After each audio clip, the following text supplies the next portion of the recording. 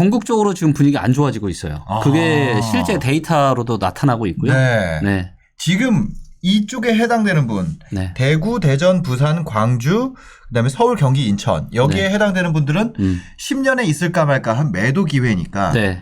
지금 팔지 않으면 네. 손해 볼 수 있다. 그래서 지금부터 내년 중순 네. 또 대전이나 부산 같은 경우는 조금 더 늦어질 수 있어요. 그러니까 제가 가장 위험한 지역은 이제 네. 서울과 경기도, 인천, 대구 이렇게 이제 말씀드렸고 서울, 이 지역들은 경기, 인천, 대구. 네. 이 지역들은 가급적이면 빨리 매도를 좀 하시는 편이 좋을 거라고 보고 있고요. 네. 그다음에 그 다음으로 위험한 지역들이 이제 대전, 부산 이런 지역들이고요. 광주까지도. 네, 네. 지금 어쨌거나 전반적으로 하락장으로 접어들 가능성이 매우 짙은 상황이다. 그렇죠. 그러니까 네. 부동산이라는 건 항공모함이에요. 그러니까 항공모함은 금방금방 방향을 바꿀 수가 없잖아요. 네, 네, 네, 네. 그래서 그 관성의 힘이라는 게 있기 때문에 그런 관성의 힘이 아직도 이제 사람들 뇌리에 있고 그런 것들이 아직 시장에 되고 있지만 분명히 이제 서서히 이 항공모함이라고 하는 부동산 시장의 배가 네. 이렇게 이제는 대세 하락을 향해서 지금 선미를 지금 조금씩 돌리고 있구나 이런 것들이 네. 데이터로 명확하게 보여주고 있다는 거죠. 대세 하락에 대한 데이터들 오늘 네. 한번 그것과 관련된 이야기 나눠보도록 하겠습니다. 네. 제가 봤을 때 내년 중순 정도까지가 그나마 이제 내놔도 팔려면 팔릴 수 있는 예. 뭐 내가 싸게라도 팔려면 팔 수 있는 상황인 거고. 맞습니다. 그 이후에는 팔려 그래도 팔기 어려운 상황이 될 거다. 그렇죠. 아무도 이제 거들떠 보지도 않을 거기 때문에. 네. 예. 사실 뭐 집 사면 위험한 이유가 아니라 아예 있는 사람도 팔아라라는 상황인 거잖아요. 네. 물론 이제 세금이나 여러 가지 이슈들이 또 좀 있어요. 그래서 근데 하지만 세금이나 이런 부분들을 감안하셨을 때 매도를 하셔도 괜찮으신 분들이 좀 있거든요. 네, 네. 그리고 내 재산에서 차지하는 비중이 너무 크다. 네. 그러면 분명히 이제 리스크 관리를 하셔야 되는 때라고 지금 판단되고 있습니다. 1주택이라도 네. 팔아야 된다. 팔아야죠. 내가 만약 비과세로 이익이 크다면. 그리고 이제 이걸 한번 생각을 해보시면 됩니다. 뭐냐면 지금의 이제 수도권 부동산 시장은 언제와 똑같냐면 2007년, 2008년 초와 매우 유사해요. 네네. 근데 그때 만약에 부동산을 사신 분들이라면 그때가 과거의 꼭지였는데 네. 2013년, 14년까지도 마음고생이 굉장히 심하셨습니다. 그죠. 예, 뭐 네. 하우스 푸어, 역전세 이런 얘기들이 굉장히 많이 나왔던 네, 시기였었고요. 맞아요. 그래서 그때 이제 고점에 2007년, 8년에 고점에 집을 잘못 사셨던 분들은 상당히 이제 재산산 손실을 보셨죠. 네. 근데 그런 상황이 앞으로는 이제 펼쳐질 가능성이 아주 많다라고 보여지고 있습니다. 지금 완연한 장세의 변화가 시작되고 있다. 네. 이게 어떤 곳에서 고점 신호들이 나오고 있는지 좀 데이터 살펴볼 수 있을까요? 네. 네네. 먼저 첫 번째로 볼 데이터가 거래량 데이터입니다. 거래량. 예. 그러니까 그런 얘기를 하잖아요. 거래량은 속일 수 없거든요. 네. 예. 근데 주식 시장에서도 그렇고 부동산 시장에도 그렇고 고점에서 계속 올라가다가 엄청난 거래량이 터진다는 건 뭐냐면 그만큼 손바뀜이 큰 거예요. 그렇죠. 누군가는 그만큼 팔았고 누군가는 그만큼 산 거죠. 그렇죠. 네. 그래서 요 데이터가 지금 이제 수도권의 거래량 데이터예요. 네. 그래서 이제 실거래가 공개된 2006년부터 최근까지의 데이터거든요. 근데 보시면 역사상 최고의 거래량이 2006년 말에 한 번, 네. 그 다음에 2015년에 한 번, 그 다음에 2020년 초중반에 한 번 이렇게 크게 거래량이 3번 터졌습니다. 그러네요. 근데 이 3번 터진 거래량 중에서 2번은 성격이 비슷하고 한 번은 달라요. 뭐냐면 2006년 말에 터진 거래량은 최근에 터진 거래량하고 매우 유사합니다. 네. 정부의 규제에도 불구하고 부동산 가격이 계속 올라가니까 많은 대중들이 이제라도 안 사면 영원히 못 살 것 같은 공포 심리에 빠져서 영끌해서 산 거예요. 그게 2006년 말이었었고요.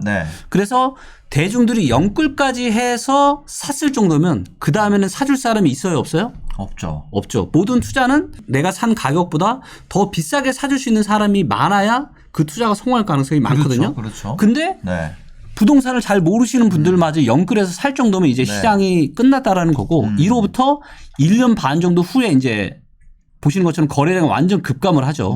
그리고 이제 이 시기가 거래량이 작았던 시기가 부동산 수도권의 침체기였었고요.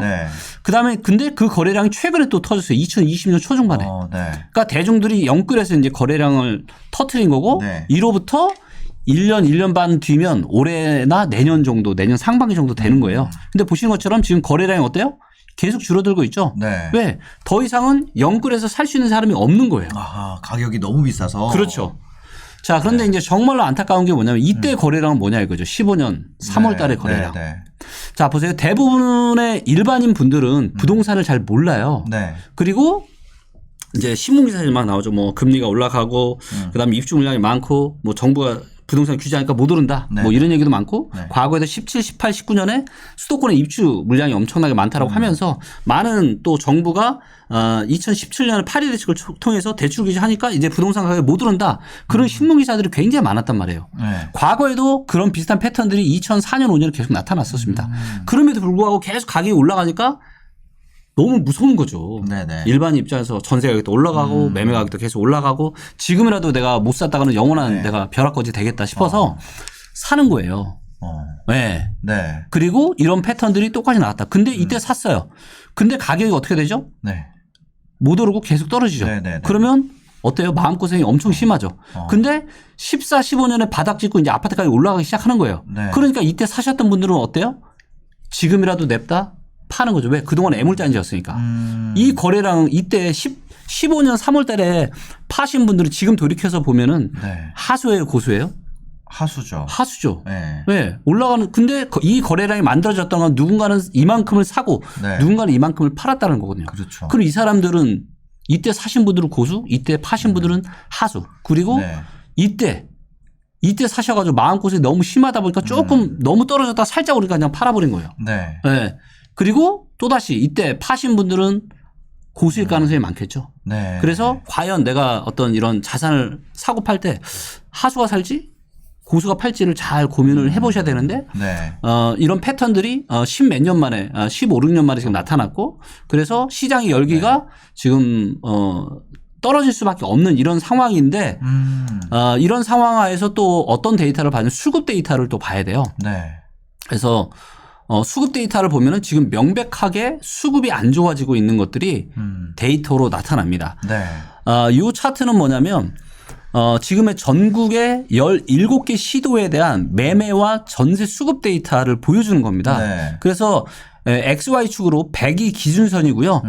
100보다 오른쪽에 있으면 매수세가 매도세보다 강한 거예요. 그래서 살 사람이 많은 지역들입니다. 살 사람이 많은 지역이 뭐 충남, 제주, 강원, 충북 지금 이렇다는 거죠. 그렇죠. 그러니까 이 지역들은 그래도 팔 사람보다는 살 사람이 많은 거죠. 즉 분위기가 좋은 거예요. 그다음에 이 왼쪽에 있는 지역들은 팔 사람이 더 많은 거고요. 지금 전국에서 가장 팔 사람들이 많은 지역이 어디죠? 세종, 대구. 그렇죠. 가장 왼쪽에 있는 세종과 대구, 전남은 팔 사람들이 지금 많은 거예요. 그래서 어디가 지금 사고 싶은 사람들이 많은지 팔고 싶은 사람이 많은지를 한눈에 볼 수가 있고요. 그다음에 왼쪽에 있냐 오른쪽에 있냐도 중요한 게 위에 있느냐 밑에 있느냐도 매우 중요해요. 자, 위에 있다라는 얘기는 뭐냐면 전세 수급이 좋은 거고요. 전세 수급이 좋다라는 얘기는 전세가 공급보다 수요가 많은 거예요. 자, 전세가 수요가 많으니까 전세 가격이 계속 올라갈 가능성이 많겠죠? 그렇죠. 그래서 전세 가격이 유지가 되면 아파트 매매 가격도 떨어질 가능성이 별로 없어요. 뭐만 없으면 입주 폭탄만 없으면. 그래서 몇 가지 데이터를 결합을 해보면 충분히 미래를 예견을 해볼 수가 있어요. 자, 제가 이제 올해 초부터 그러니까 원래 첫 번째 책에서는 제주도를 안 좋다라고 얘기했는데 두 번째 책에서는 제가 이제는 제주도 실거주자 싶어 사야 된다. 근데 지금 이제 제주도를 보시면 오른쪽 위로 올라가고 있죠. 그리고 제주도가 가장 위에 있어요. 즉 전국에서 지금 전세 수요가 가장 많고 공급은 없는 데가 어디냐면 제주도예요. 그리고 제주도 이렇게 된 이유가 뭐냐면 제주도는 입주 물량이 전국에서 가장 작아요. 앞으로는 지금도 작은데 내년에도 작고 내후년에도 작아요. 자, 그러면 제주도의 전세 가격은 어떻게 될까요? 계속 올라가겠죠. 그리고 당연히 매매 가격도 우상향할 가능성이 아주 높겠죠. 그래서 제주도 같은 경우는 앞으로 충격이 와도 괜찮다 여기는. 자, 그런데 반면에 세종 같은 경우를 보시면 요 이제 파란색 선이 매도세고 요 빨간색 선이 매수세거든요. 빨간색 선은 거의 바닥이고 파란색 선은 추렁추렁 계속 올라가고 있죠. 매도세는 많아지고 있고 매수세가 지금 거의 없는 거예요. 그리고 전세 수급마저 지금 100, 딱 100이에요. 전세 수급도 지금 계속 안 좋아지고 있는 거죠. 그래서 세종 같은 경우는 지금 매매 시장과 전세 시장이 다 안 좋습니다. 하지만 안 좋긴 한데 엄청나게 안 좋아질 가능성은 작아요. 왜냐하면 세종도 입주 물량이 엄청 많지는 않거든요. 네. 예, 예. 그래서 좀 상황이 안 좋긴 하지만 엄청나게 나쁠 가능성은 없다. 네. 자, 그런데 이제 대구 같은 경우를 보시면 대구는 어때요? 매도세가 지금 올해 작년 11월 달에 바닥을 찍고 네. 매도세가 계속 많아지고 있고 매수세는 계속해서 지금 매수세는 거의 빵이에요. 빵. 거의 없어요. 네네. 사고 싶은 사람은 없고 대구의 아파트를 팔려고 하는 사람은 엄청나게 지금 많습니다. 네네. 네. 그러네요. 그런데 대구는 내년부터 3년 연속 입주 폭탄도 시작돼요. 아하. 자, 그럼 어떻게 되겠습니까? 아직은 입주 폭탄이 없으니까 전세 수급이 괜찮은데 네. 전세 수급도 계속 지금 떨어지고 있죠. 네네. 근데 내년부터 입주 물량이 시작이 되면 전세 수급이 더 안 좋아질 거고 특히나 24년부터는 23년부터는 대구에 엄청난 입주 폭탄이 엄청나게 떨어져요. 네네. 그러면 대구의 전세 수급은 더더욱더 안 좋아질 거고 매매가도 심각하게 안 좋아지겠죠. 네. 네. 그러니까 지금 상황도 이미 안 좋은데 대구 같은 경우는 앞으로 훨씬 더 심각하게 안 좋아질 거다. 네. 네. 자, 그다음에 이제 가장 많은 우리 시청자분들이 관심을 가질 서울과 경기도를 한번 수도권을 한번 보시면 자, 최근에 이제 지금 이렇게 요 파란색 선이 매도세인데 매도세가 많아지고 네. 빨간색 선 매수세는 줄어들고 있죠. 네. 네. 그 계속 왔다 갔다 하네요. 왔다 갔다 하죠. 네. 근데 지금. 문제는 뭐냐면 거래량 데이터랑 같이 결합을 해서 봐야 되는데 영끌 거래량이 작년 초중반에 터졌단 말이에요. 네. 그리고 이때부터 1년이나 1년 반을 지나면 이제는 시장이 완전 시들시들해지는데 벌써 이미 수급상에서 이런 데이터들이 나타나고 있고 네. 매매 시장뿐만이 아니라 지금 전세 시장도 어때요? 전세 시간도 압력도 빠지고 있네요. 계속 바람이 지금 빠지고 있는 거죠. 네네. 네, 그래서 이런 상황들이 계속 지금 분위기가 안 좋아지고 있다. 네, 그리고 경기도도 매우 유사한. 경기도 네. 이렇게 매도세 많아서 매수세가 작아지고 네. 전세 수급도 계속 줄어들고 있죠. 네네네. 네. 그다음에 인천 같은 경우도 보시면 인천도 지금 조금씩 분위기가 조금씩 꺾이고 있고 그다음에 전세 수급도 떨어지고 있어요. 네. 근데 아직은 입주 폭탄이 시작이 안 돼. 아직은 괜찮은데 네네. 내년부터가 이제 엄청난 입주 폭탄이 본격적인 입주가 시작이 된다라는 거죠. 그렇기 때문에 이런 수급 데이터와 입주 물량 데이터를 결합을 해서 보시면 네. 어느 정도 충분히 부동산에 대한 미래를 저희가 판단을 해볼 수가 있고요. 또 여기에 이제 매물 데이터까지. 네. 그래서 실제로 부동산 시장에 물건을 팔려고 내놓은 사람이 얼마나 많은지도 데이터적으로 또 볼 수가 있어요. 네. 그걸 보면 더 명확해지는 거죠. 네. 근데 2008년 같은 경우에는 금융위기가 있었잖아요. 글로벌 그렇죠. 금융위기. 근데 이번에 그런 거 없이 내부 요인만 봤을 때도 그런 게 이미 예견이 된다는 거죠. 이미 이제 어떤 본질적인 가치, 그러니까 시장은 네. 본질적인 가치를 중심으로 굉장히 과열되기도 하고 본질적인 가치가 훨씬 더 침체되기도 하잖아요. 네. 근데 여러 가지 데이터들을 다 결합을 해서 봤을 때 지금은 어떤 부동산 시장의 본질적인 가치 대비해서 네. 너무나도 오버슈팅이 많이 돼 있어요. 말도 안 될 정도로. 네. 네, 이거는 이제 나중에 또 다른 데이터들을 가지고 제가 말씀을 드릴 거고요. 요 이제 주황색 선이 네. 경기도의 매물입니다. 매매 매물. 그래서 네. 매매 매물이 얼마나 많아지는지 적어지는지를 보여주는 데이터고요. 매물이 쭉 늘고 있는 거예요. 늘고 있죠. 최근에. 네. 그리고 이제 9월 23일 이후로 계속 지금 올라가고 있고요. 그러네요. 요건 또 전세입니다. 네. 전세 매물도 조금씩 지금 올라가고 있죠. 그러네요. 그다음에 요게 이제 서울이거든요. 그래서 서울도 전세 매물이 계속 줄어들고 그럴 때는 그게 매매 매물. 요게 이제 매매 매물. 네. 그러니까 시장이 매물이 자꾸 줄어드니까 당연히 뭐예요? 네, 가격이 신고가 나오고 올라갈 가능성이 많은 거죠. 네. 예, 예. 근데 최근에는 매물은 늘고 있는데 네. 거래가 줄고 있죠. 그 얘기는 뭐예요? 분명히 쌓인다. 지금. 그렇죠. 예. 그러니까 매물이 줄어드는 상황 속에서 거래량이 줄어드는 거는 네. 그럴 수 있어요. 왜? 내놓은 물건 자체가 작으니까 네. 거래량이 작죠. 네. 근데 팔려고 내놓은 사람들이 이제 늘어나는데 거래가 없어요. 그건 왜 그렇죠?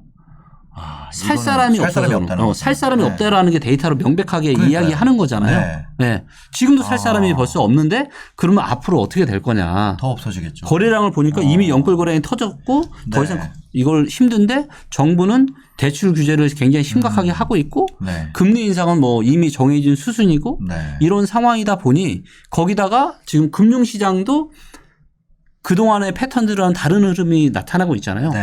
네, 제가 이제 부동산 이야기를 하면서 부동산 시장이 꺾이기 전에 금융시장에서 먼저 이상이 나타날 거다. 아하. 그래서 주가가 떨어지고 환율이 올라가면 이게 연속 3개월 이상이 진행이 되면 이상 신호로 봐야 된다. 근데 네. 최근에 놓고 보게 되면 주식은 계속 떨어지고 환율이 네. 지금 계속 올라가고 있잖아요. 네네. 네. 얼마 전에 1,200원도 넘었었죠. 그렇죠. 네. 그래서 지금 금융시장에서도 뭔가 이상 신호들이 나타나고 있고 이런 것들이 부동산 시장에서도 지금 대출 규제나 이런 것들이 트리거가 돼서 네. 지금 시장 상황이 굉장히 급속도로 얼어붙고 있는 거고 이런 것들이 내년 정도 그럼에도 불구하고 지금까지는 좀 더 가지 않을까? 네. 네, 이런 것들 그런 어떤 희망 그런 것들 때문에 아직도 일부 단지에서는 신고가들이 나오고는 있어요. 네네. 하지만 내년 중순 정도가 지나고 나면 이게 확연하게 온도가 많이 네. 바뀔 가능성이 아주 많다라는 거죠. 8월까지랑은 완전히 다른 상황이다. 여름과는. 네네. 여름과는 지금 벌써 이미 분위기가 많이 다르죠. 네. 네. 그리고 매물이 늘어나고 있는 게 확실하고. 네. 매물이 인천도 지금 매물이 계속 늘어나고 있고요. 지금 갖고 있는 사람도 팔 수 있으면 팔아야 되는 상황이다. 그렇죠. 세금 부담이 없으시면. 네. 네. 세금 부담이 없다면. 네. 와. 그러니까 사실 많은 분들이 못 파시는 이유가 네. 양도세를 너무 과하게 하다 보니까 양도세 내고 할 바에 어디 비슷한 집으로 이사도 못 가요. 네. 네. 그러다 보니까 그냥 좀 뭔가 분위기가 좀 싸면서 팔긴 팔아야 되는데 세금에 대한 부분이 너무 부담스러우니까 그냥 아예 좀 하락해도 어차피 양도세 내서 하는 거나 좀 하락하는 거나 비슷비슷하니까 네네. 그냥 있으신 거거든요. 네. 근데 만약에 내가 지금 세금에 대한 게 없다면 네. 팔아야 된다. 파셔야죠. 네. 네. 1주택자라면. 1주택자라면. 그리고 다주택자 분들이 사실 고민이 돼 팔기 쉽지 않죠. 왜냐하면 그렇죠. 세금이 너무 세니까. 네. 그래서 이제 고스란히 이런 하락세를 맞이할 수밖에 없는데 네. 근데 이제 이런 건 있는 거죠. 사실 이제 전망은 빗나갈 수 있어요. 네. 그리고 전망을 해서 알아맞추기 게임을 하는 거는 이거는 굉장히 뭐라 그러죠? 실패할 가능성이 아주 높은 방법이에요. 그러니까 네. 뭐 언제는 오를 거고 언제는 떨어질 거다. 그리고 여기에 근거해서 예를 들면 제가 이제 이제는 데이터로 봤을 때 떨어질 가능성이 아주 많다라고 네. 했는데 계속 더 올라갈 수도 있잖아요. 그렇죠. 그렇죠? 네. 왜냐하면 그 누구도 다 알아맞힐 수는 없는 거니까. 그리고 네. 이번에 맞춰도 다음에 또 틀릴 수 있는 거니까. 그렇죠. 그렇기 때문에 정말로 중요한 건 뭐냐면 이러한 전망이 빗나가도 네. 내가 이상이 없게끔 나를 만들어야 되는 거예요.